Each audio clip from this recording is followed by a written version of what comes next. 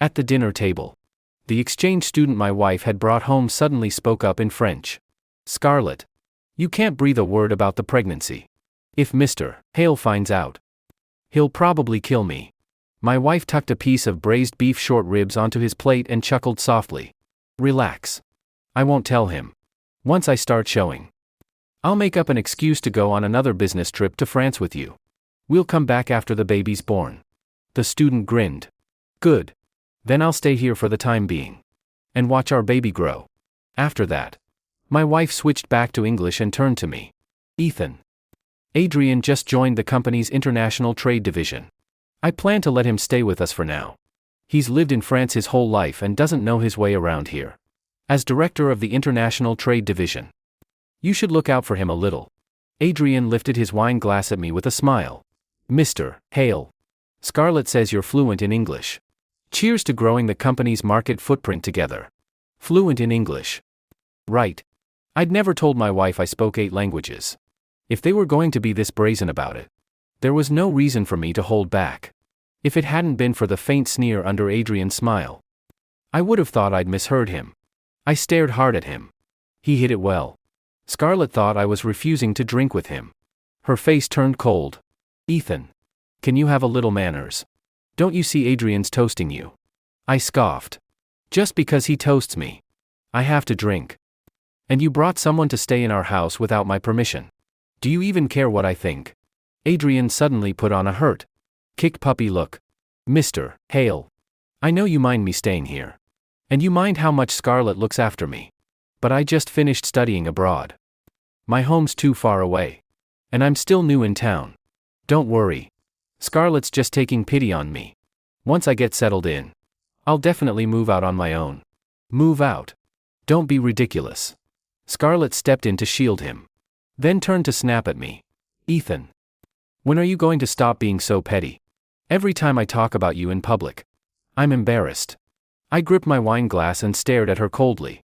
"Then tell me, what were you two talking about just now?" "We." A flash of guilt crossed Scarlett's eyes. But she quickly came up with an excuse. "Adrian's going to be in charge of all our French communications from now on. I was just practicing with him, so he doesn't get rusty." "Ethan, are you overthinking again? And after Adrian was just complimenting you, too."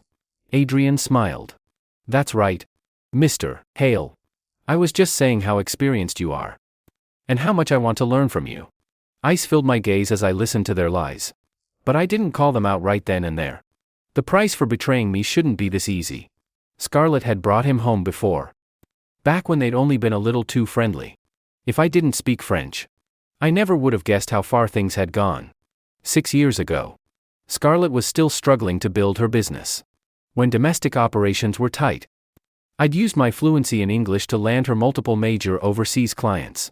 I'd even secured investment from Haleworth Group, the largest corporation in the city. English was just the global business language. Though I spoke 8 languages fluently. But I'd only ever used English around her. What she didn't know was that the former chairman of Haleworth Group was my grandfather. Before he passed away, he'd left instructions that I couldn't take over until I turned 30. I was 32 now. I'd put off coming back all this time just to help Scarlett. Haleworth had invested heavily in Scarlett's company, holding a 40% stake. So while I was nominally the director of the international trade division at her company, the truth was, Scarlett was actually working for me. I forced myself to calm down and spoke evenly. "If it's practice, go right ahead." At that, Adrian smiled at Scarlett. "See, Scarlett, I told you Mr. Hale wasn't that petty." Then he switched back to French. "Scarlett, is he always this easy to fool?" Scarlett glanced at me and smiled faintly. "You have no idea. Back before you graduated, when I brought you home for your internship, he'd throw a fit all the time because we were close. But I'd just sweet-talk him a little and he'd get over it. Remember that time we checked into a hotel together and ran right into him when we came out? I told him I'd booked the room for a client, and he believed me instantly. At the end of the day, he just can't live without me." After that, Adrian looked at me with amusement and went on in French. "Scarlett, that time we hooked up at your place, I was terrified he'd come home early. But from what you're saying, if he did find out, Would he just buy whatever excuse we gave him? Probably. Then when our baby's a little older, I'm gonna tell him cuckold jokes every single day. They smiled at each other, looking at me like I was some kind of clown. After that, they kept flirting and chatting in French for a long time. I pretended not to understand a word. Eventually, they must have gotten bored. Scarlett switched back to English. Adrian, let me show you around the company this afternoon. It's been a while since you've been back. Then she turned to me. Ethan, go to the grocery store this afternoon and pick up some European-style daily essentials. Adrian isn't used to the stuff we have at home.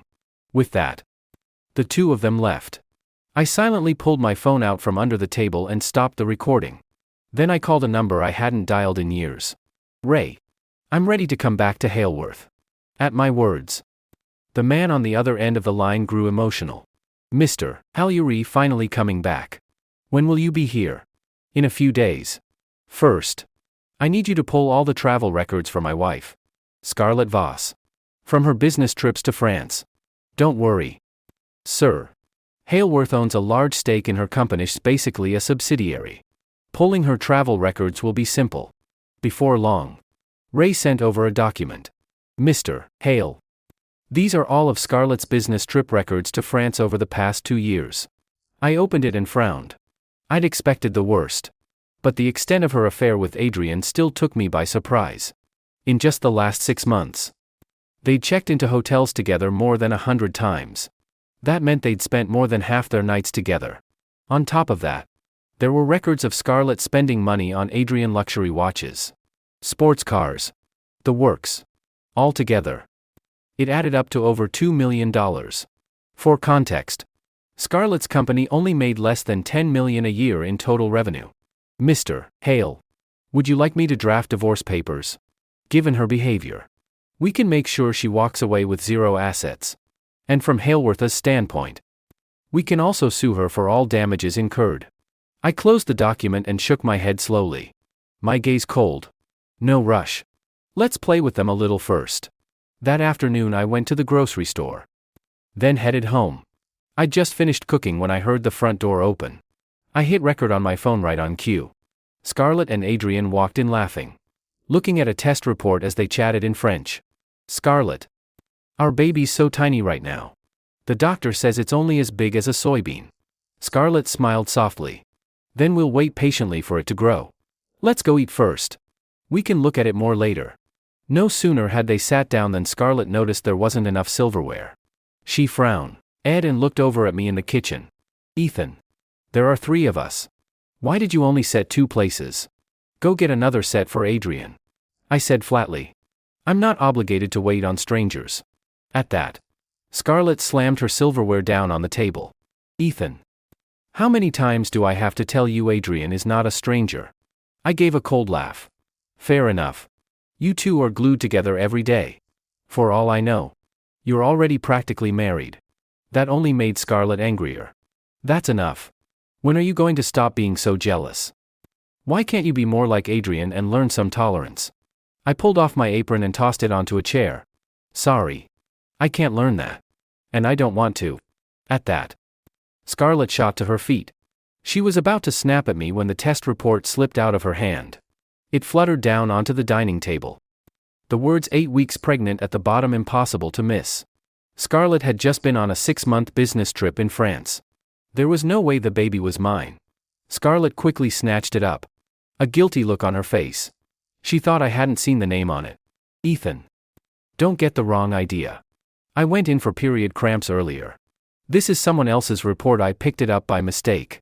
I laughed coldly to myself and said evenly. Oh. Really? Funny. I could have sworn you had your period 2 weeks ago. She frowned. It's because work's been so stressful lately. And you're always picking fights with me. When she saw my cold expression, she said sharply. What? You don't believe me? Adrian can back me up. Adrian spoke up quickly. Mr. Hale, Scarlett would never cheat on you. I can guarantee that. I gave a faint smile. You? Me? Yes. And who the hell are you to guarantee anything? At that, Adrian's face fell. Scarlett flew into a rage and threw her fork at me. Ethan. Don't push your luck. Don't you forget every bite you eat. Every dime you spend comes from my company. Apologize to Adrian. Or you can forget about this month's bonus. Behind her, Adrian was grinning triumphantly. Even as he said, Scarlett, don't be mad. I don't hold it against Mr. Hale. I wiped the soup off my temple and smiled disdainfully. I don't want your stupid bonus. Without another word, I walked into the guest room. Ignoring her screaming, I pulled out my phone.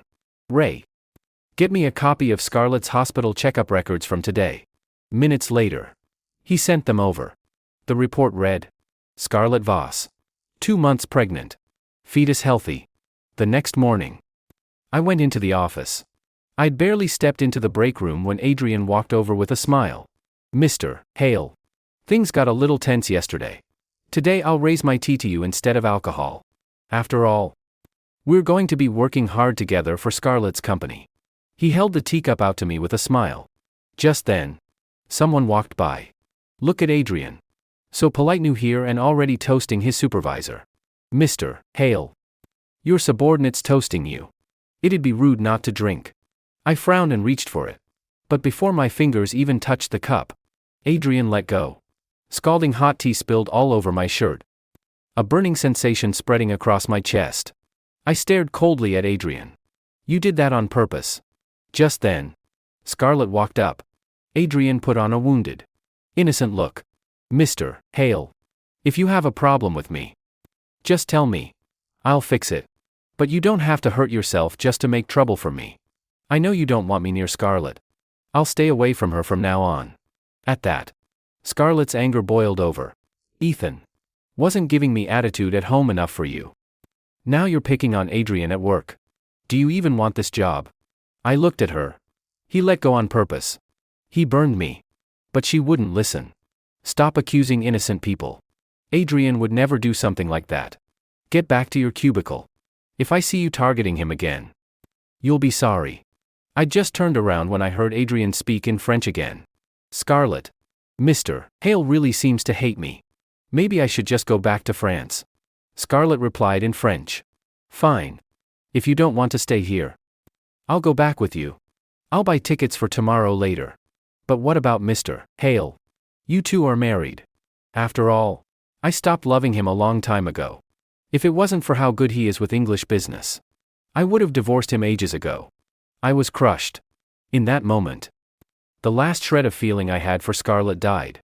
I sent Ray a message. Notify Scarlett there's a shareholders meeting tomorrow. Tell the legal team to have all evidence ready and be there. I want her to see exactly how stupid she's been. Since I was ready to call her out, I needed to sort out our shared assets too. That afternoon, I left the office early and went home to pack my things. I took the wedding photo off the wall and threw it in the trash. When she got home from work with Adrian, she spotted my packed suitcase and the empty spot on the wall. Her brow furrowed, and she snapped at me where I stood cooking. Ethan, what the hell are you doing? I turned around and spoke calmly. Scarlett, as of tomorrow, we're done. You can be with him, but you might not be able to afford the price. At that, Scarlett scoffed. Wow. All that drama just to say that. Who do you think you are? The CEO of Haleworth. Don't think I don't see what you're doing. You're just trying to make Adrian uncomfortable so he'll leave. But don't worry. You won't have to see him much longer. Haleworth, our major shareholder, sent over a new assignment. I have to go to France for another year on business. I already bought tickets for tomorrow afternoon. Adrian's fluent in French. So he's coming with me. You love being jealous. Now you can be jealous all you want. Hurry up with dinner. We're starving. With that, she sauntered back to the couch and started flirting with Adrian in French again. I'd just finished cooking and was walking out when I heard Adrian say, Scarlett, when our baby's born, are you gonna have one with Mr. Hale too? Then our baby would have to share its mom. Right. Would that be mean to him? Scarlett snorted. Him. I'm never having his baby. When I get back from France, I'll tell him I want a child-free lifestyle. You've put up with so much these past 2 days. I'll make it up to you tonight. Scarlett, you're the best. But I heard you can't do that when you're pregnant. It's fine. We'll be gentle. Just then, Scarlett saw me come out. Her eyes locking on the food in my hands. Ethan, I told you I hate grilled chicken breast. Are you deaf? She glanced at the empty cutting board and turned off range hood in the kitchen. Why did you only make one dish? What are Adrian and I supposed to eat? I said flatly. I told you last time. I'm not cooking for you anymore. If you're hungry, figure it out yourselves. At that, Scarlett jumped to her feet. Ethan, what is wrong with you? I ignored her and kept eating. She started toward me to yell, but Adrian held her back, comforting her in French. Scarlett, calm down. Think about the baby. Scarlett forced down her anger, then lashed out at me again. Ethan, why did you leave the office without permission this afternoon? You violated company policy. This month's bonus is gone. And on top of that, you're going to translate all the French sections of our international trade documents into English tonight. I need them tomorrow. Consider it making up for skipping out on work this afternoon. Once, Scarlett had told me I could come and go from the office as I pleased. Now she was using it against me. There was no way to finish all that translation in one night. She was deliberately trying to get me out of the house. But I didn't bother arguing. After all, everything would be over tomorrow. Fine. I stood up slowly, grabbed my suitcase, and left the house. Adrian's worried voice followed me. Scarlett, do you think he's leaving home? Her mocking voice came right after. He's just putting on a show. Don't worry. He'll be back first thing tomorrow with the translated documents. Right on time. Not that I'll need them. Anyway. Then she switched to French on purpose. There. He's gone. I'll order some takeout first. Then I'll give you your reward. I paused for a step, then walked away. My eyes cold. I didn't go back that night. The next morning, I walked into the shareholders' meeting room. Ray stood behind me with the entire legal team. Just then, Scarlett called. Ethan, where are you? Where are those translated documents I asked for? I didn't answer. When she called again, I blocked her number. Then she sent a text. Ethan, how dare you ignore my calls? I'll fire you the second this meeting's over. Moments later, the conference room door opened. Scarlett nodded and smiled at everyone until she saw me sitting at the head of the table. Her anger flared instantly. Ethan, so that's where you were. You snuck in here. And what are you even doing here? You don't belong in this room. I looked at her and spoke in French. I'm here to hear all about the assignment Hailworth gave you. Of course. The one where you go there to have Adrian's baby. At my words, Scarlett and Adrian froze. The anger and sneering on their faces turned to shock in an instant. Scarlett stared at me, disbelief written all over her face. Ethan, you speak French. I looked at her calmly. You heard me, didn't you? What? Do you need me to say it again? For a moment, Scarlett couldn't speak. The room went silent for several long seconds before she found her voice again.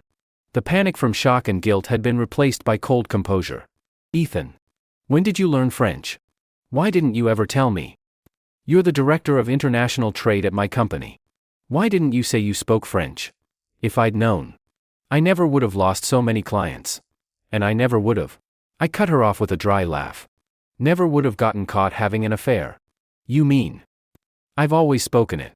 You just never bothered to find out. Besides, what languages I speak is none of your damn business. Actually, on top of French, I speak 4 other languages. But none of that matters to you. Does it? Her face turned pale with rage. So you heard everything Adrian and I said? I did. She stared at me coldly. Fine. If you heard it all, I won't waste words on you. You've worked at my company all these years. Honestly, if you weren't my husband, I would have fired you a long time ago. Adrian's younger than you. He speaks French. And he knows some English too. As for those 4 other languages you claim to speak, they're basically useless here. I'm officially informing you. I'm removing you from your position as Director of International Trade. Adrian will be taking your place. Adrian looked positively gleeful. Sorry about your luck, Mr. Hale. If it wasn't for me, you wouldn't have lost everything on both ends. If you're mad at me, go ahead and hit me. I'd love to see you humiliate yourself in public. I looked at him calmly. Nothing but contempt in my eyes. Humiliate myself. You don't even realize what position you're in. Do you? You're just some exchange student from a no-name French college that Scarlett brought home. To me.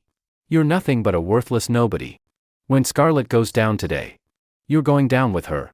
That set Scarlett off screaming. Ethan. Who do you think you are? Yeah. You've contributed a little to my company over the years we've been married. But without me, do you think you'd be living this comfortably? If I hadn't given you a platform to show off, you'd be a useless nobody. And how dare you barge into Hailworth's top-level meeting and cause trouble? She turned to the shareholders and Hailworth executives around the room. Everyone. This man is my husband in name only. He's completely out of line. Get him out of here. Better yet, call the police and have him locked up to teach him a lesson. But when she finished, no one said a word. The room was so quiet you could hear a pin drop. Everyone just stared at her as she screamed hysterically. Scarlett looked around in confusion. What are you all waiting for? He's just some regular guy. Why aren't you doing anything? Are you just gonna stand there and let him get away with this? Finally, someone spoke up. Ms. Voss. Before we proceed, would you care to explain what you've done to make Mr. Hale this angry? We'd advise you to be honest. This will affect our evaluation of your company and our decision on who will be the next CEO. Scarlett blinked in surprise. The next CEO of my company? Mr. Harrison. I founded this company myself. What right do you have to replace me? Mr. Harrison adjusted his glasses and spoke slowly, his tone turning cold. Ms. Voss. You are aware that Hailworth owns 40% of your company's shares, while you personally hold less than 30%. Correct. Under those circumstances, calling your company a Hailworth subsidiary would be generous. Do you still think we don't have a say in who runs it? Scarlett froze. Mr. Harrison didn't give her time to argue. He repeated his question. Ms. Voss. I'll ask you once more. What did you do to make Mr. Hale so angry? Scarlett stammered, unable to answer. Adrian, however, pointed at Mr. Harrison and blustered. Who do you think you are? Talking to Scarlett like that? You think you'll walk out of this room in one piece? Mr. Harrison adjusted his glasses again. I'm James Harrison, the second largest shareholder at Hailworth. Adrian was about to keep running his mouth when Scarlett grabbed him, holding him back. Adrian. Wait. I remember now. Mr. Harrison doesn't just invest in Hailworth, has ties to the underground fight circuit too. Then she turned back to Mr. Harrison. Mr. Harrison. I'm sorry. Adrian didn't mean it. He's just worried about me. As for your question, I'm afraid I can't answer that. I smiled slightly. Can't answer. Or too ashamed to admit it. If you won't say it, I will. During Scarlett's time in France, she and Adrian. But before I could finish, Scarlett shrieked. Shut up. Ethan. Who do you think you are? We might be married on paper, but I stopped liking you a long time ago. This marriage has been dead for years. You have no right to meddle in my life. You're just jealous that Adrian spends more time with me than you do. I'm officially filing for divorce. Today. Her face was twisted with rage. I smiled. The more she lashed out, the more obvious her panic became. Adrian looked around at the room. Everyone. Scarlett helped me so much when we were in France. I've always been grateful. So I've done everything she's asked. And the baby thing. That was just a silly joke Scarlett made offhand. Mr. Hale thinks he understands French. Heard a few words. And won't let it go. Someone this petty doesn't deserve to be Scarlett's husband. At that, the shareholders exchanged glances and shook their heads. Before the meeting, I'd told Ray to let them know they'd be in for a show. So none of them had intervened. I hadn't expected the two of them to put on quite this much of a performance. But I'd had my fun. It was time they learned just how stupid they'd been. Ray. Time to spell it out for them. Behind me. Ray nodded. Yes, sir. He stepped forward and gave the two of them a thin smile. You two have got some nerve. Yelling at the chairman of Hailworth to his face. Then he opened the stack of evidence he'd prepared and began to read. 2 years ago. On Scarlett's first business trip to Paris, France. She spent 2 weeks with Adrian before checking into a hotel together. They didn't come out for 2 days. Scarlett's face paled slightly. That was for client meetings. It was work. Ray continued calmly. Patience. I'm not finished. 1 year ago. On Scarlett's second trip to Paris. You stayed in a suite at the Four Seasons George V Paris for 15 consecutive days. Registered guests, Scarlett Voss and Adrienne Laurent. Last March. Scarlett returned to Paris and stayed for 6 full months same hotel. On top of that, you used company funds to travel for pleasure during business trips. Destinations included Maui, Hawaii, the Maldives, Tokyo, Japan, Switzerland, and more. You stayed at least 10 days in every location. For every destination. Ray listed exact flight details, hotel bookings, and expense records. By this point, Scarlett's face was ashen. But Ray kept going. Yesterday, you went to the obstetrician and found out you're 8 weeks pregnant. Then he translated the recorded French conversation into English and played it for the entire room. You didn't just embezzle company funds for personal travel. You got pregnant during your marriage and planned to have an other man's child.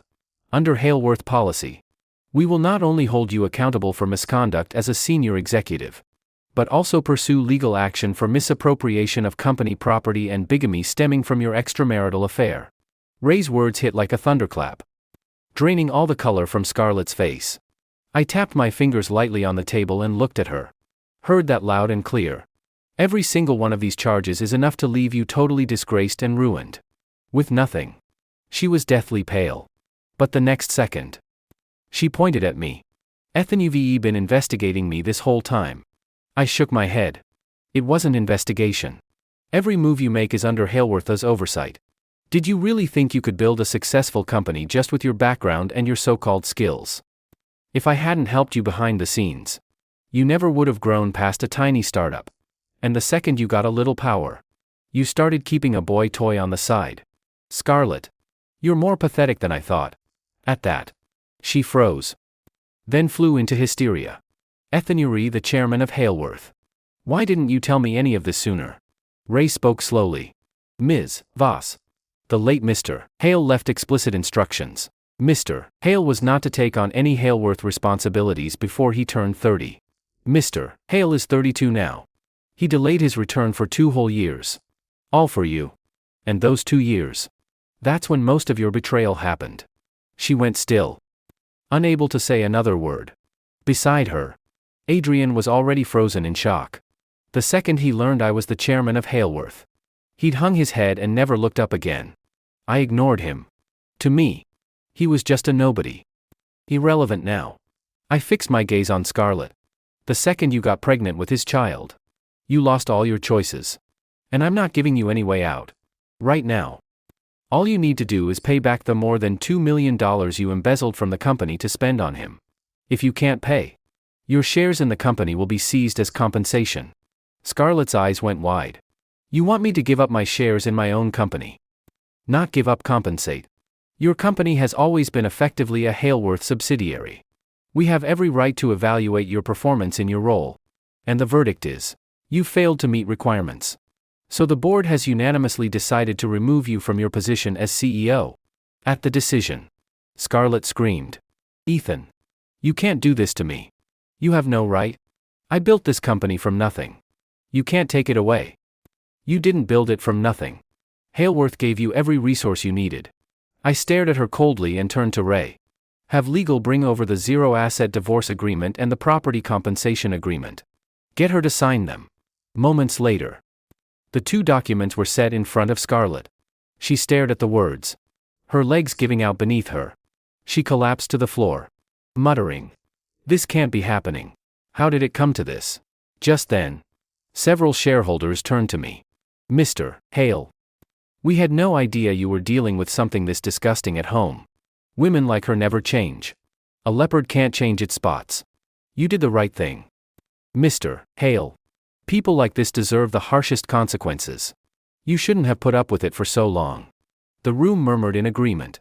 A moment later, I looked down at Scarlett. I'll give you 3 days to comply with the terms of the agreements. If you don't, we'll go straight to court. Scarlett went deathly pale. In all our years together, even as CEO, her dividends had never been that high. Thanks to the large investment stake. And with her lavish spending habits, she barely had any savings left. Half of the $2 million she'd spent on Adrian had come straight from company funds. Panicked, she turned to Adrian. Adrian. What do? I don't have that kind of money. Our baby's not even born yet. I can't go to prison. Beside her. Adrian, who'd been silent this whole time, yanked his hand away and snapped. Don't ask me. I don't know. Then he turned to me. A groveling smile on his face. Mr. Hale. She came on to me. If you're gonna sue someone, sue her. This has nothing to do with me. Think about it. She's the CEO of a company. I was just a student. If she hadn't made the first move, I never would have gotten involved with her. Mr. Hale. You're a reasonable man. I promise I'll never show my face around you again. Please. Spare me. When he finished, Scarlett stared at him in disbelief. Adrian. How could you? Adrian snapped at her. How could I what? If it wasn't for you, I never would have ended up in this mess. Scarlett had only been panicked before. But at his words, tears burst from her eyes. But I'm carrying your baby. How can you say that? You chose to keep it. That's not my problem. Watching them turn on each other, I suddenly felt bored out of my mind. I waved a hand. Ray. Proceed with the standard legal process. Get them out of here. Adrian panicked and tried to beg for mercy. But the security guards Ray had stationed didn't give him the chance. They dragged him straight out. As for Scarlett, she looked at me with tears of regret. Ethan. Why didn't you tell me who you were sooner? If I'd known. If you'd known. You wouldn't have betrayed me. I stared at her coldly. What's done is done. There's no point talking about it now. You have to pay for everything you've done. With that, she was let out too. The next day, the news of Scarlett's removal was all over trending topics. Her scandal with Adrian was exposed right along with it. Ray had the legal team file lawsuits against both her and Adrian. A few days later, I was in my office going through paperwork when Ray walked in and set a document down on my desk. Mr. Hale. The trial is tomorrow. But we just got word Scarlett jumped from the second floor of her building. She's in the hospital. And she lost the baby. It seems she did it to get back at Adrian. I set down my pen and looked up. That's between them. The trial proceeds as planned.